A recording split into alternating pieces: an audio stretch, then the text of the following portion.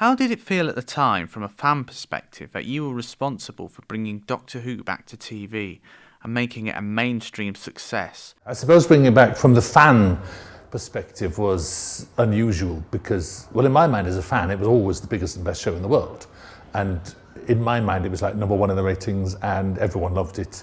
And I was always acutely aware that that wasn't the fact. So to have that actually happen was very strange. It's something I still think about to this day and still come to terms with. The Doctor Who that the fan in you always wanted it to be actually came into existence. No, in that week when we were number one in the ratings, that was just amazing. So delightful, but very strange. It's not something I think, this was early days, this was 2005, this was before these days when fandom thinks it owns everything and demands the content of everything. The very, very, the 14, 15 years that have passed, things have changed enormously. Back then, fandom was a lot more modest. What would you say is your personal favourite story or episode that you wrote?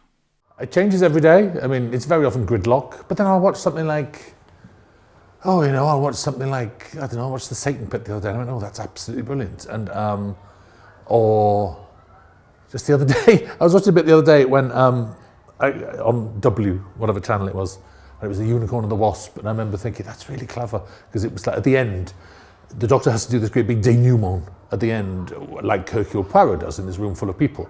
And I remember, I didn't have anything for Donna to do in that scene. There's nothing for Donna to do. It's Catherine Tate thinking, it's all the Doctor's scene, I can do that. I remember, and it sounds like a really daft thing, but they gave her a bowl of grapes to eat. And suddenly, with Catherine, the whole thing comes alive. It was just, it's amazingly funny, that scene, because she's got a bowl of grapes. So things like that. I know technically I didn't write that episode, but of course I wrote that bit. And so things like that, little details. I don't tend to look at great big scripts and go, I love that script.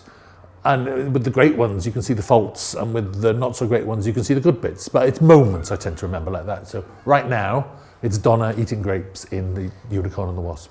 If there was any story from your era as showrunner you could go back and change, which story would that be and why?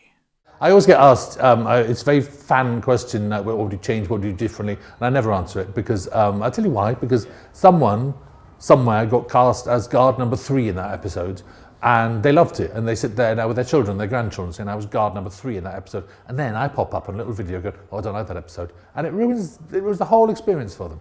And it's like, so, good luck holding your breath and dying of old age, you won't get that answer out of me. Are there any particular episodes that have stood out to you, or that you've enjoyed the most since you left the show? Since I've left, I've watched it all. I've loved it. I think Time of Angels. What's it called? Time of Angels. What's the second part called? Flesh and Stone. I think that's an incredible piece of work for us. I think it's an incredibly directed piece of work. I think that's not practically Doctor Who the movie. I think it's gorgeous. That, I mean, what a director that man is. That stood out at the time, and I think it stood up as a test of time. But it always looks good. It's always very handsome. I watch every single week. What do you think the future holds for Doctor Who as a TV show? The future of Doctor Who is I'm sure it'll always be full of bumps and jerks and changes. I love Jodie Whittaker now. I think it's a glorious time. I love her. I met her the other night for the first time. I think she's absolutely wonderful. That'll come to an end. I have no idea. I wonder if it'll pause at some point. It might halt again. Maybe it could do a little refresher. Sometimes you sit there and wonder how many more spaceships can be buried under the earth for 2,000 years.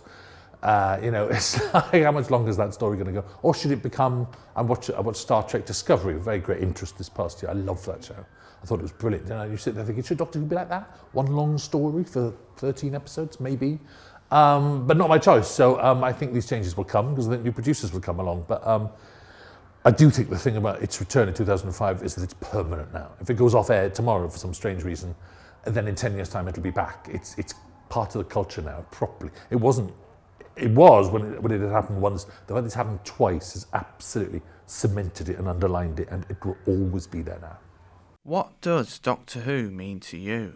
Doctor Who to me is still exactly the same as it meant when I was a kid. It's just that thing, you spot it a mile off. There's a headline in the newspaper that says government arrests Doctor Who gave drugs to people, and your eye goes, Doctor Who, like that. It's something you spot across a room. It's something you hear if you're in a restaurant and someone says Dalek 5 tables over, you're here and you're listening to it.